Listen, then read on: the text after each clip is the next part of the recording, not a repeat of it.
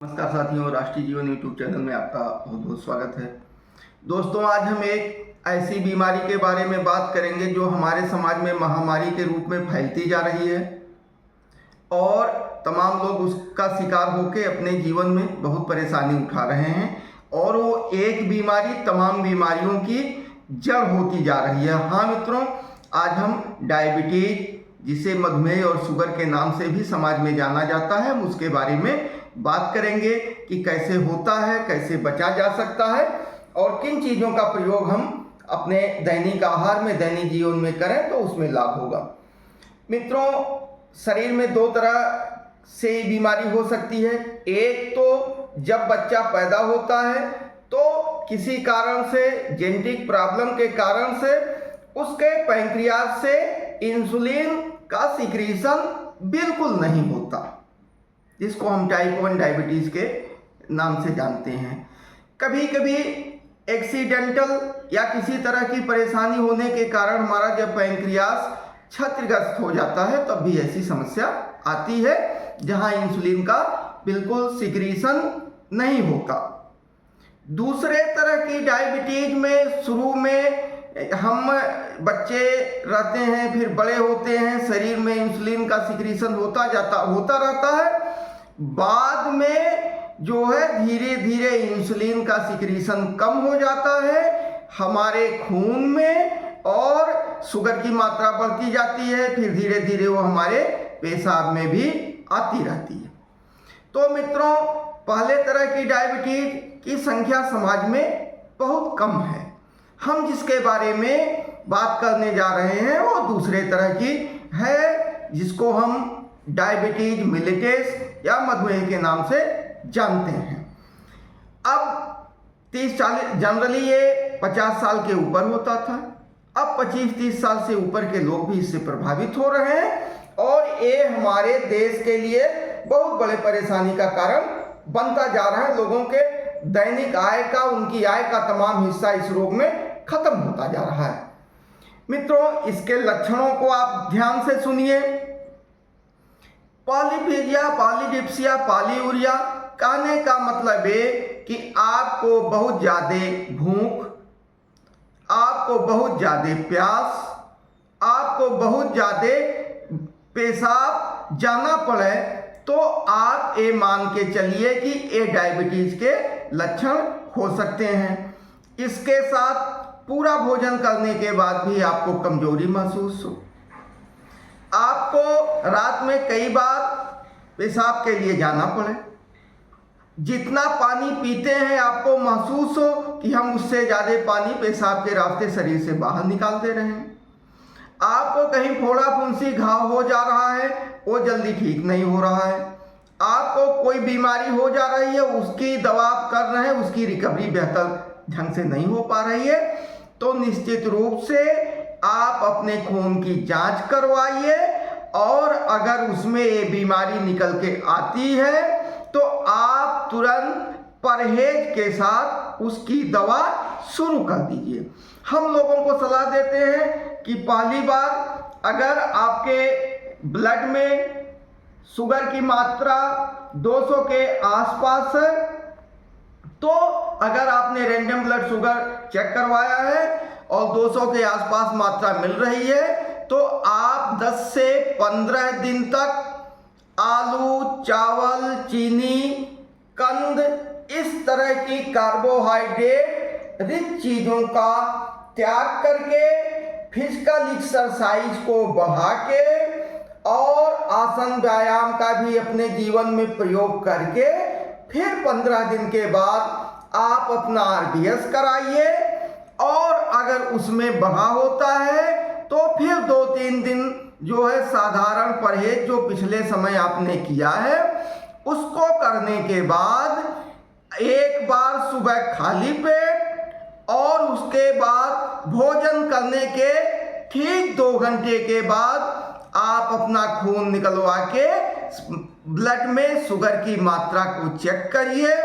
अगर इन दोनों परिस्थितियों में भी आपको बढ़ा हुआ मिलता है 150-60 से ऊपर और 200 के आसपास मिलता है तो निश्चित रूप से आप चिकित्सीय देख रेख में दवा शुरू कर दीजिए। एक टालने की चीज नहीं है, जितना ही अधिक आप इसको टालेंगे उतना ये शरीर में कई तरह की बीमारियों को बढ़ाने में योगदान दे देगी और आप बीमार हो जाएंगे बुरी तरह से। हम अपने दैनिक आहार में क्या कर सकते हैं? हम अपने दैनिक आहार में चावल का प्रयोग कम कर दें। रोटी को हम अगर कर पाएं तो आधे भाग में गेहूं के आटे के साथ, आधे भाग में हम चने का आटा, हम मक्के का आटा, हम बाजरे का आटा, हम जौ का आटा, इन चीज़ों को जोड़ सकते हैं जिसका ग्लाइसेमिक इंडेक्स कम होता है। इससे आपका पेट भी भरा रहेगा और आपके खून में शुगर की मात्रा भी नहीं बढ़ेगी। दूसरी चीज, कुछ चीज़ों को हम आपको सजेस्ट कर रहे हैं, इनका प्रयोग आप अगर अपने दैनिक जीवन में बढ़ाएंगे और आसन, व्यायाम, प्राणायाम के साथ तमाम ऐसी फिजिकल एक्सरसाइज हैं जिनको करने से हमारे शरीर में इंसुलिन के सिक्रीशन को बढ़ावा मिलता है, उसके बारे में भी आप हमसे व्यक्तिगत तौर पर भी सलाह ले सकते हैं। हम आपको सलाह दे देंगे कि आपको क्या करना चाहिए, क्या नहीं करना चाहिए। हम कुछ चीज़ों को बताने जा रहे हैं जिसका आप ध्यान से सुनिए। आप 1 चम्मच मेथी दाने को भिगो लीजिए और सुबह खाली पेट वो 12 घंटे भीगे हुए मेथी दाने को चबा चबा के खा जाइए और पानी पी लीजिए। पानी कौन सा पीना है? अगर आप बेहतर लाभ चाहते हो तो रात को 2 चम्मच त्रिफला चूर्ण पानी में भिगो दीजिए और भिगोने के बाद सुबह उसको मेथी दाना खाने के बाद वो त्रिफला चूर्ण का 1 गिलास पानी पी लीजिए। इससे आपके शरीर में इंसुलिन के सिक्रीशन को बढ़ावा मिलेगा और आपके ब्लड में शुगर की मात्रा कम होती जाएगी। एक बहुप्रचलित औषधि गिलोय गुरुची के नाम से प्रसिद्ध है, जिसका कोरोना काल में बहुत ज्यादा प्रयोग किया गया है। इसमें इतने गुण होते हैं कि हमारे आयुर्वेद के विशेषज्ञों ने इसको अमृता नाम दिया, जो अमृत के समान शरीर में काम करती है।